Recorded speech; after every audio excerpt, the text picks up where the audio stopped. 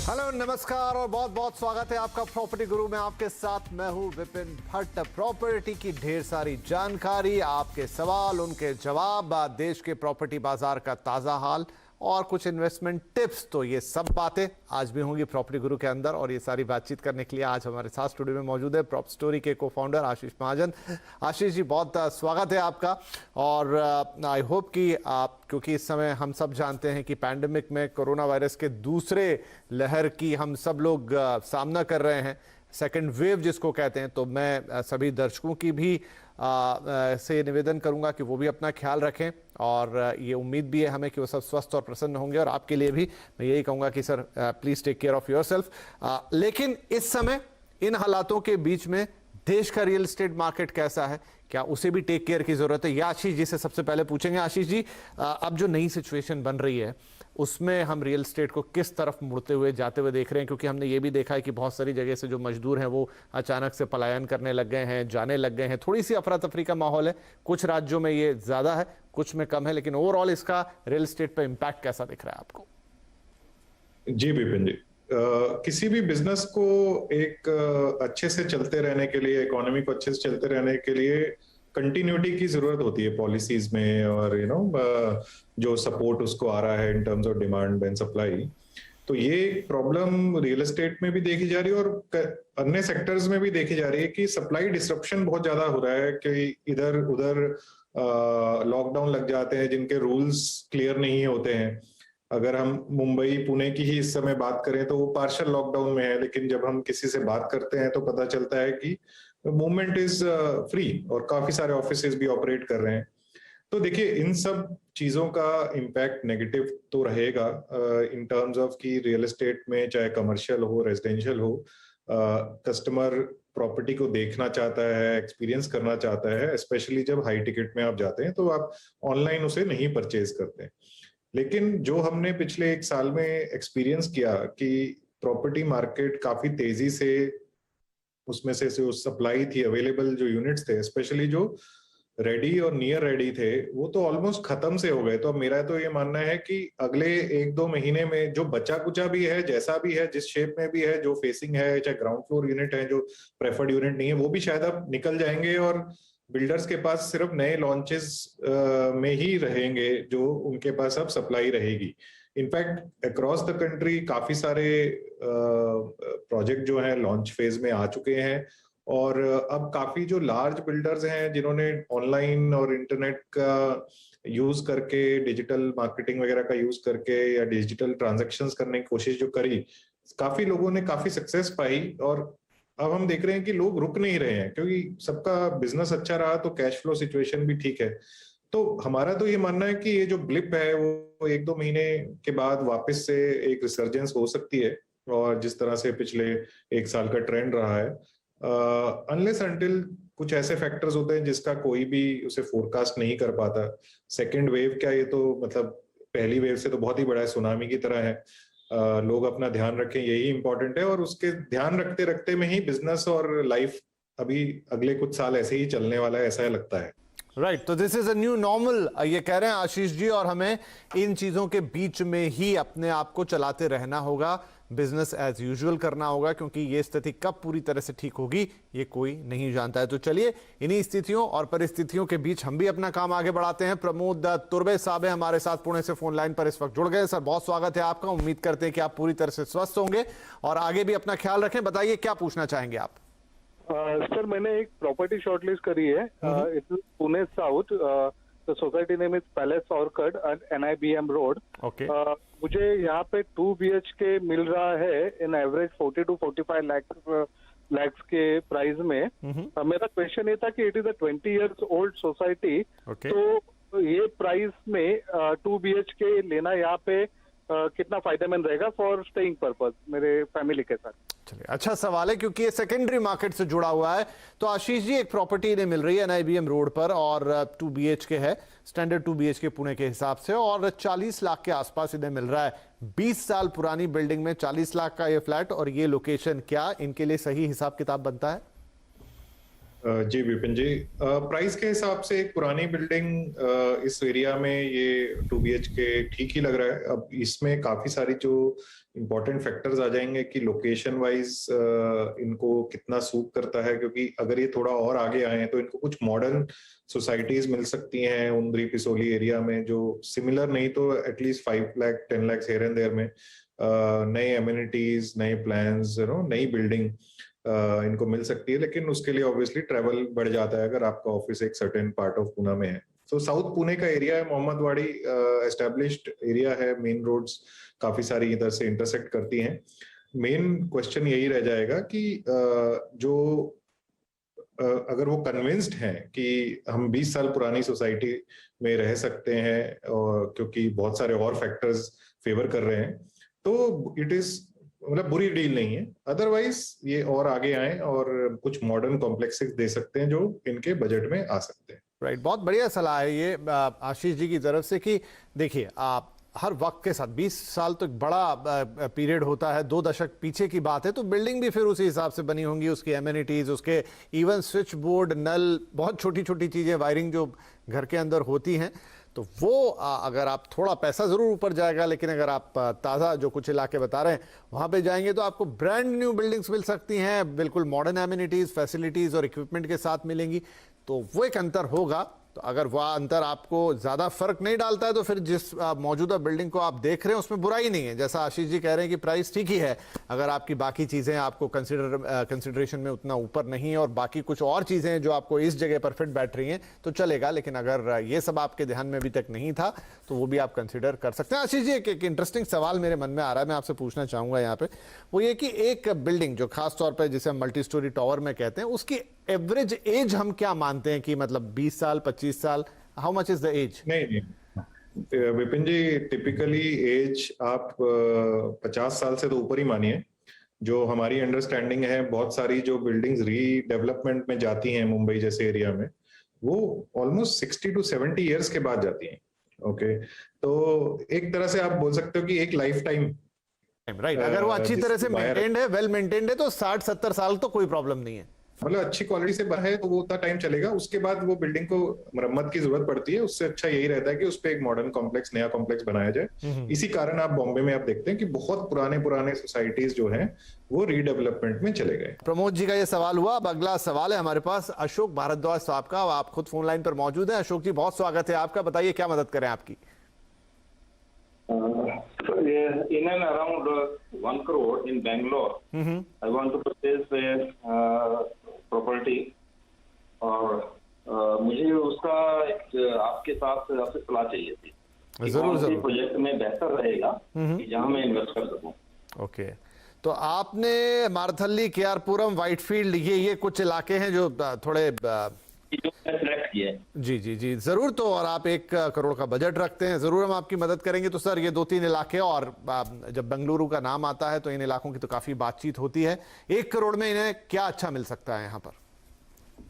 जी विपिन जी, मारथली और व्हाइटफील्ड दोनों ही काफी एस्टेब्लिश्ड लोकेशंस है, जैसे आपने भी बोला, और आईटी हब्स हैं एक तरह से, और कनेक्टिविटी इनकी काफी सुपीरियर है, चाहे वो रेस्ट ऑफ द सिटी से हो या एयरपोर्ट की तरफ जाती हुई सड़कों से हो। तो 1 करोड़ जो बजट है वो, अगर समझिए 3 बेडरूम लेना चाहते हैं कस्टमर, तो 3 बेडरूम 1 करोड़ में आना बहुत मुश्किल हो जाता है मारथली में। और डेफिनेटली जो आप व्हाइटफील्ड में भी जो ITPL एक IT पार्क है, उसी को एक तरह से डेस्टिनेशन माना जाता है। उसके इन एंड अराउंड भी 1 करोड़ 3 बेडरूम के लिए टाइट बजट है। लेकिन व्हाइटफील्ड के बैक साइड में एक एरिया आता है जिसे कादूगोड़ी और साई बाबा आश्रम रोड बोला जाता है। वहां पे 1 CR के बजट में इनको मल्टीपल ऑप्शंस मिल सकते हैं। सुमधुरा का प्रोजेक्ट है, फिर एसेट्स के प्रोजेक्ट हैं, प्रोविडेंट का एक अफोर्डेबल हाउसिंग में भी प्रोजेक्ट है जो 1 CR से कम, काफी बजट में कम में आ जाएगा। पर मारथली के आसपास A ग्रेड बिल्डर में इनको 1 CR में नहीं मिलेगा, या किसी पुरानी बिल्डिंग में, पूर्वंकरा की पुरानी बिल्डिंग है, वहां 1 CR के आसपास 3 बेडरूम हो जाता है। और किसी लोअर ग्रेड बिल्डिंग में भी इनको आराम से 1 CR में मारथली में मिल सकता है, A ग्रेड बिल्डिंग में नहीं मिलेगा। राइट, तो अशोक जी के सवाल के बाद अब है बारी अंशुल कौशिक साहब के सवाल की। फोन लाइन पर हमारे साथ मौजूद है। अंशुल साहब, बहुत स्वागत है आपका। उम्मीद करते हैं कि आप पूरी तरह से स्वस्थ होंगे। अपना ख्याल रखिए। बताइए क्या पूछना चाहेंगे आप? A lot for including my question in the CNBC Awards. I am regular viewer of this particular program. Thank you, sir. And in general, I am watching all the programs of CNBC Awards. Great. My question is with respect to actually residential projects. मैं जो अपने लिए it is for self use मैं देख रहा हूँ. बहुत बढ़िया. And I am looking for 3 BHK flat. My office is located in Cyber City in Gurgaon, in the DLF Cyber City. ठीक है. और जो मेरा प्रेफरेंस है, there are 2 options like या मैं द्वारका एक्सप्रेस वे की तरफ जा सकता हूँ और मानेसर साइड। तो मेरा क्वेश्चन बेसिकली यही है कि in terms of appreciation as well as for self use, which location is better? या मानेसर वाले सेक्टर जो बेसिकली सेक्टर 83, 84 वो वाले हैं, या फिर द्वारका एक्सप्रेस वे की तरफ? राइट, तो अंशुल जी थोड़ा सा बजट का भी आइडिया दे दीजिए और क्या एकोमोडेशन आप देख रहे हैं? बजट रफली अराउंड 85 लाख तक आई कैन। ठीक है, और कितना एकोमोडेशन देख रहे हैं? 3 BHK 3 बेडरूम। राइट, तो आशीष जी 75-85 लाख का बजट है। मानेसर तक ये जा सकते हैं। द्वारका एक्सप्रेस वे भी इनकी नजर में है, 2-3 सेक्टर्स भी इन्होंने निकाले हुए हैं और 3 BHK देख रहे हैं। तो अब इनके बजट में इनका जो इन्होंने सोचा है 3 BHK वो मानेसर में उपलब्ध होगा या द्वारका एक्सप्रेस वे के इन पर्टिकुलर सेक्टर्स में मिल सकता है? जी विपिन जी, द्वारका एक्सप्रेसवे में कुछ प्रोजेक्ट डेफिनेटली मिल सकते हैं, जैसे कि एक हीरो होम्स का प्रोजेक्ट है जहां पे 3 बेडरूम इस रेंज में आराम से आ जाता है। बाकी जितने भी प्रोजेक्ट्स हैं उनमें लेस देन 1 करोड़ में 3 बेडरूम थोड़ा सा मुश्किल लगता है। फिर भी शायद कुछ सेकेंडरी मार्केट के कुछ ऑप्शंस हो सकते हैं।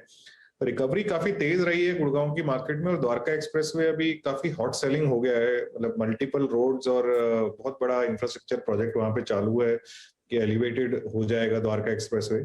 तो उस कारण से जो प्रॉपर्टीज के प्राइसेस हैं 3 बेडरूम के, वो जनरली 1.25 करोड़ 1.5 करोड़ उससे ऊपर ही हैं और थोड़ी और प्रीमियम में चले जाते हैं तो वो 2 करोड़ के पार हो जाते हैं। न्यू गुड़गांव जो इन्होंने सेक्टर 81, 82, 83 ये सब बताए हैं, इनके अंदर डेफिनेटली इनको 1 करोड़ तक के बजट में कुछ ऑप्शंस मिल सकते हैं। दोनों मार्केट एक तरह से अलग ही मार्केट है। मतलब गुड़गांव में हम 4 मार्केट मानते हैं। एक है द्वारका एक्सप्रेसवे, दूसरा है न्यू गुड़गांव, तीसरा है एक्सटेंशन रोड और चौथा है सोना। तो मेरे हिसाब से न्यू गुड़गांव और द्वारका एक्सप्रेसवे की अगर कनेक्टिविटी की बात करी जाए तो दोनों की ही एक तरह से DLF साइबर सिटी के साथ बराबर की ही कनेक्टिविटी है। एक पूरा हाईवे के अलोंग है और एक आपको इंटीरियर से आके द्वारका एक्सप्रेसवे से आप कनेक्ट कर लेते हैं। तो ये सब पैरामीटर्स भी वो इवेलुएट कर सकते हैं कि उनको अगर ओल्ड गुड़गांव के साथ या DLF के साथ कुछ ज्यादा लगाव है तो वो द्वारका एक्सप्रेसवे की तरफ रहें, अदरवाइज वो न्यू गुड़गांव की तरफ रह सकते हैं।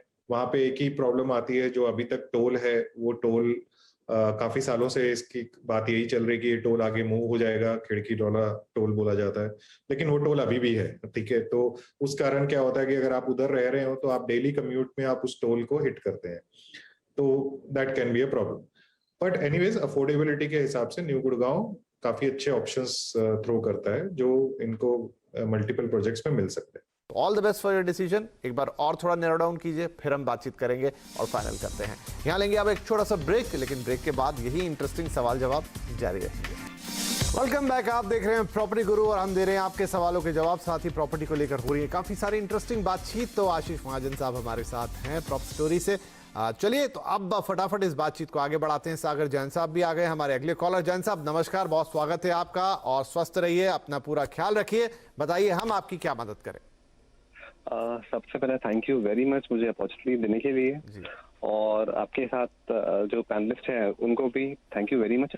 अच्छा, मेरा क्वेश्चन ये था, मेरे पास बदलापुर में ऑलरेडी एक फ्लैट है जो मैंने 5 इयर्स पहले लिया था। और अभी मैं और एक लेने का सोच रहा हूँ। तो बदलापुर का आपको क्या लगता है, कैसा है वहाँ पर? ऑलमोस्ट सारे फ्लैट जितने भी है सारे के सारे रेरा अप्रूव ही है और प्राइस रेंज जो चल रहा है वो 25 से 30 लाख के आसपास चल रहा है। तो सबका थोड़ा अलग अलग है, किसी का मतलब 27 है, 28 है, 29, 30 है, और सब नियर बाय ही आसपास ही है। तो मैं जो देख रहा हूँ ये हार्मनी प्रेशियस है जो मैंने एक शॉर्टलिस्ट किया है, और एक आर्यन 1 भी है। जी, तो सागर साहब ये बताइए कि ऑलरेडी आपके पास एक फ्लैट है बदलापुर में, आप एक और लेना चाहते हैं, तो कोई खास कारण उसका? पता नहीं, मुझे ऐसा लगता है कि बदलापुर जैसे मैंने देखा, जब मैंने 5 साल पहले लिया था तो मैंने थोड़ा R&D किया था, वो मुझे सब लीगली लगा था कि, और मैंने एक सिस्टम में देखा था HDFC लोन डिपार्टमेंट में कोई बंदा था, तो उसने चेक करके मुझे बताया कि लीगल है, कोई इशू नहीं है। और मैंने विरार देखा, नालासोपारा देखा, फिर पनवेल देखा, तो मुझे उस टाइम पे मैंने देखा कि यहाँ पर कंस्ट्रक्शन बहुत बहुत ज्यादा हो रहा है, और अभी भी मैंने देखा कंस्ट्रक्शन बहुत ज्यादा है वहाँ पर, और अभी मैंने देखा कि मोर देन 20-30,000 वहाँ पर फ्लैट्स खाली वैकेंट अवेलेबल है। तो मैं जब उस टाइम पे लिया था, उस टाइम पे प्राइस कुछ 21 लाख था, और अभी अगर मैं सेल भी करूँ तो मुझे ज्यादा तो बेनिफिट नहीं मिलेगा, एप्रिसिएशन 24 लाख के आसपास मुझे मेरा नेबर ही दे रहा है। तो मुझे लग रहा है कि 5 साल में सिर्फ 3 लाख का एप्रिसिएशन है। लेकिन अभी मैं सोच रहा था अगर और एक वहाँ पर लेना कैसा रहेगा, कि वो लोकेशन तो पहले से बहुत ज्यादा अच्छा ब्यूटीफुल हो गया, बट प्राइस नहीं बढ़ रहा है, बट लोकेशन तो बहुत अच्छा बनते जा रहा है। और वहाँ पर तो मुझे लगता है कि आपके सवाल का जवाब आप ही ने जो बातें एक्सप्लेन की उसमें, कि अगर आपने कहा कि 25 से 30 हजार फ्लैट वहां पे ऑलरेडी अंडर डेवलपमेंट हैं, तो अगर इतनी सप्लाई होगी तो प्राइस कैसे बढ़ेगा। लेकिन आप, क्योंकि आशीष जी हमारे साथ हैं, हम उनसे थोड़ा और इन डेप्थ एनालिसिस इस चीज का करवाते हैं, एक इनसाइट लेते हैं कि क्या ऑलरेडी आपके पास एक फ्लैट है जिसमें आपको हार्डली 3 लाख का एप्रिसिएशन मिला है 5 लाख में, उसी जगह आपको एक फ्लैट और खरीदना चाहिए बनिस्बत इसके कि वहां डेवलपमेंट तेजी के साथ हो रहा है, लेकिन उतने ही घर भी बन रहे हैं। आशीष जी, जो हमारे सागर साहब हैं, उन्होंने काफी बढ़िया R&D की हुई है चीजों में, और उस हिसाब से उन्होंने किया, लेकिन क्या इस समय जो वो सोच रहे हैं वो सही सोच रहे हैं?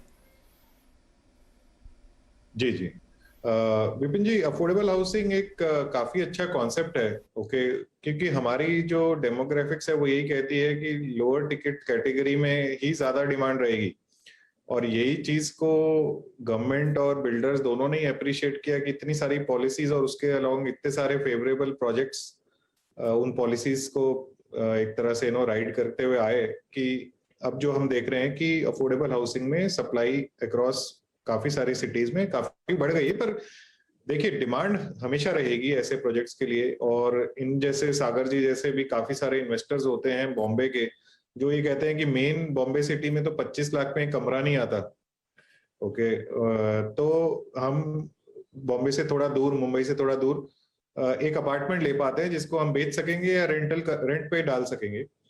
तो ये सब जो चीजें हैं, अफोर्डेबल हाउसिंग बहुत अच्छे से काम करती है जब आप कंटिन्यूअस इंडस्ट्रियलाइजेशन के कारण लोग एक सिटी के अंदर मूव करते रहे, जो बॉम्बे में हम देखते ही आ रहे हैं। और जो रोड रेल नेटवर्क, इन सब की जो इम्प्रूवमेंट्स हैं, यही नालासोपारा या पनवेल, या इन्होंने बहुत सारे एरियाज के नाम लिए, या बदलापुर, इन सबको बेनिफिट करती हैं। बदलापुर की कनेक्टिविटी काफी अच्छी है ईस्टर्न लाइन से, या इवन हार्बर साइड से भी आप जा सकते हैं, बाय रोड जा सकते हैं। बदलापुर के पास लोधा पलावा एक बहुत बड़ा लैंडमार्क बन चुका है, पर इनका बजट उसके अकॉर्डिंगली नहीं है। अदरवाइज ये बदलापुर में गोदरेज और लीडिंग बिल्डर्स भी हैं जो थोड़ा बहुत आगे पीछे प्राइस में मिल जाएंगे। तो अगर उस हिसाब से देखा जाए तो वही शायद मार्केट रेट है, क्योंकि इनका जो पुराना 1 बेडरूम है वो भी कुछ 24 लाख के बता रहे हैं, और अभी ये बोल रहे हैं कि 1 बेडरूम मोस्टली 25 लाख के आसपास है नए प्रोजेक्ट्स के अंदर। दूसरा मेरा ये कहना है कि जैसे गोदरेज एक लीडिंग बिल्डर है, वो भी बदलापुर में प्रेजेंट है, वो कुछ 30 लाख के आसपास कोट करते हैं। तो अगर इनके बदलापुर की जो रियल एस्टेट है उसमें रेंटल और एप्रिसिएशन दोनों तब तक बनी रहेंगी जब तक रोड रेल कनेक्टिविटी इंप्रूव होती रहेगी, जो कि देखा जा रहा है कि बॉम्बे में हो रहा है। राइट, तो सागर साहब के इस सवाल के साथ अब एक छोटा सा ब्रेक हम और ले लेते हैं, क्योंकि आज थोड़ी सी लंबी बातचीत हो रही है तो वक्त थोड़ा ज्यादा लग रहा है। छोटा सा ब्रेक, तुरंत हाजिर होते हैं। वेलकम बैक, आप देख रहे हैं प्रॉपर्टी गुरु, आपके साथ मैं हूं विपिन भट्ट। CNBC आवाज पर लगातार यहां बातचीत हो रही है रियल एस्टेट के बारे में, और आपके सवालों के जरिए हम उस बातचीत को आगे बढ़ा रहे हैं। आशीष जी हमारे साथ बने हुए हैं। हाँ, थोड़ी सी कनेक्टिविटी की प्रॉब्लम आज आ रही है बीच बीच में, तो उसके लिए हम क्षमा चाहेंगे, लेकिन मैं उम्मीद कर रहा हूं कि आशीष जी की सारी बातें आप तक पहुंच रही हैं। राइट, तो अब हमारे साथ फोन लाइन पर है हमारे अगले कॉलर साबिर साहब। साबिर जी, बहुत स्वागत है आपका, बताइए क्या पूछेंगे आप? सर, मुझे पूछना था कि मुझे प्रॉपर्टी खरीदना है हैदराबाद या पुणे में। ओके। तो जो IT पार्क के आसपास जो कुछ अच्छे प्रॉपर्टीज है, और मेरा बजट भी जो काफी ये है 40 to 50 के अराउंड है। बहुत बढ़िया। इसमें कौन सा अच्छा प्रोजेक्ट रहेगा मेरे लिए, आप सजेस्ट अच्छा, तो मैं ये जानना चाहूंगा साबिर साहब कि पुणे और हैदराबाद दोनों मतलब बहुत दूरी पर हैं, कोई खास रीजन कि ये दो शहर आपने चुने हैं? और इसलिए कि सर हैदराबाद में मेरा ससुराल है और पुणे में मैं जॉब करता हूँ। तो फिर हैदराबाद में लीजिए। राइट आशीष जी, हैदराबाद में साबिर साहब का ससुराल है, पुणे में खुद रह रहे हैं, अभी जॉब कर रहे हैं, मायका कह लें इनका फिलहाल के लिए। लेकिन पुणे और हैदराबाद में से अगर इन्हें चुनना है इन्वेस्टमेंट के लिए, किसे चुने? 50 लाख का एक डिसेंट बजट है इनके पास। जी 50 लाख का अगर बजट रख रहे हैं तो मैं तो पूना की ही बात करूंगा, क्योंकि 50 लाख में पूना में 2 बेडरूम के काफी सारी अवेलेबिलिटीज मिल जाती हैं जो बाकी शहरों में उतनी ज्यादा नहीं है। और पूना में मैं बोलूंगा कि आप हिंजेवाड़ी और उसके अराउंड के जो एरियाज हैं वहां पे 50 लाख के इन्वेस्टमेंट में 2 BHK काफी सारे लीडिंग डेवलपर्स हैं, VTP है, गोदरेज है, महिंद्रा है, जिनके मिड सेगमेंट में मल्टीपल प्रोजेक्ट्स चल रहे हैं जो हिंजेवाड़ी IT पार्क के अराउंड है। मतलब इनसाइड हिंजेवाड़ी मुश्किल है इस बजट में, लेकिन उसके आसपास काफी सारे एरियाज आ जाते हैं जहां पे इस तरह के प्रोजेक्ट्स मिल जाएंगे। तथावड़े है जो मुंबई हाईवे के अलोंग है, फिर बानेर अनेक्स बोलते हैं, उधर आपको मिल जाएगा। उधर से तो हिंजेवाड़ी IT पार्क आपको एक नदी के अक्रॉस दिखाई देता है, तो वहां गोदरेज का प्रोजेक्ट चालू है, VTP का प्रोजेक्ट चालू है। तो पूना एक अच्छा मार्केट रहेगा अफोर्डेबिलिटी के हिसाब से, और जो ये सेगमेंट देख रहे हैं वहां पे काफी चॉइसेस मिल जाती है। तो चलिए आज के लिए वक्त हो रहा है यहीं समाप्त, लेकिन जाने से पहले हम आशीष जी का शुक्रिया करेंगे कि sir thank you very much, आप आए, आपने वक्त निकाला और हमारे दर्शकों के सवालों के जवाब दिए और आपसे भी यही शुभकामनाएं। अपना ध्यान रखें, स्वस्थ रहें, प्रसन्न रहें और हमारे साथ ये शानदार बातचीत शेयर करते रहें। Thank you for today. और दर्शकों से भी हमेशा की तरह यही निवेदन कि आप pg@moneycontrol.com पर अपने सवाल भेजते रहिए और बाकी बातें हम पे छोड़ दीजिए, लेकिन इस बीच बस अपना और अपने परिवार का ख्याल रखिए। सोशल डिस्टेंसिंग, मास्क और हैंड सैनिटाइजेशन, इसका ख्याल रखिए। वक्त थोड़ा टफ है इस वक्त, लेकिन अगर थोड़ा ध्यान रख लेंगे तो ये भी बीत जाएगा। और बाकी हैप्पी प्रॉपर्टी टू ऑल है। चलिए इसी के साथ आपसे लेंगे इजाजत। नमस्कार।